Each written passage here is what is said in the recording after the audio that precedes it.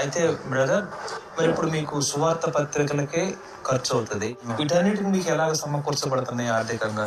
ఆర్థికంగా నాకు ఇబ్బంది, పింఛన్ వస్తుంది. ఇంకా నాకు పాస్ ఉంది. ఎక్కువ దాంట్లో అవుట్ ఆఫ్ ఆర్డర్ పాస్ చల్లదు, డిస్ట్రిక్ట్ లెవెల్లోనే చల్లదు.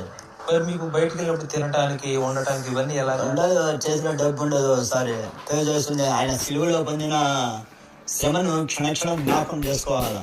ఈ శరీరము ఎక్కువ తిని పని చేసుకుంటూ సుఖం కోరుతుంది. శరీరం తిని పనుకుంటా ఉన్నాను అనుకో, శత్రువు బలంగా పనిచేస్తాడు. ఈ శరీరాన్ని నలగొట్టుకొని ఆయన కొరకు సేవలో కొనసాగే అవకాశం ఉంటుంది. మరి అన్నం తినకుండా అలాగే సువార్త చేసిన రోజులు ఉన్నాయా? అన్నం నీళ్లు కూడా దొరకని చేసిన దినాలు కూడా ఉన్నాయి. ఎక్కువ ఆకలి ఎక్కువ అయిపోయి చేస్తే అయినా నీళ్లు తాగుతా ఉంటాయి. నీళ్లు తాగితే ఏం చేతిలో డబ్బు ఉంటే అయినా ఫ్రూట్స్, పండ్లు, ఆపికాయలు, కమలాకాయలు అంటే తీసుకొని ఆకలి తీర్చుకో. మరి మీకు ఇప్పుడు రాత్రిపూట ఎవరన్నా ఆశ్రయం ఇస్తారా? ఆశ్రమం కూడా దొరకదు నాకు.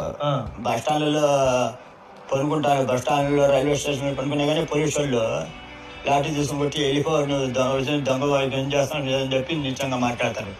బస్సుల్లో, బస్ స్టాండ్లో ఉన్న ప్రతి ఒక్కరికి